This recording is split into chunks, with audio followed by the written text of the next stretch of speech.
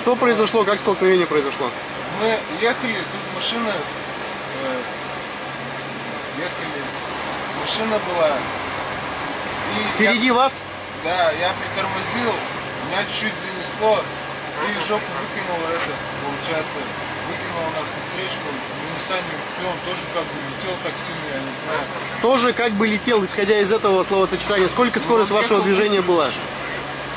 Я это услышал. Вы сейчас только что сказали, он тоже летел. Скорость вашего движения сколько была? Ехал, потому что он даже не успел. Я с ним пообщаюсь отдельно. Скорость движения вашего автомобиля перед столкновением. Я сейчас уже не помню, может 50 километров, мы не сильно ехали. Ехали вы не сильно, да? Да.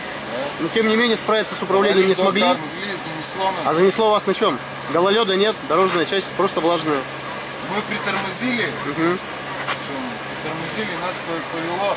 Потом я что-то выворачивать стал, нас хуже как повернуло. Повело на проезжей части или на обочине? На проезжей части. Значит, тормозная система неисправна, уводит в сторону автомобиль. Нет, это нормально было. Но при скорости 50 на необледенелом асфальте автомобиль удержать практически можно. Повернул, может еще что-то, я не знаю, машину повело. Машину повело. А повело куда? Вправо-влево? Так, сначала туда, потом я стал выворачивать и потом резко так развернул, и получается. На переднеприводных автомобилях стаж вождения сколько у вас? 1,5 года. 1,5 года, спасибо.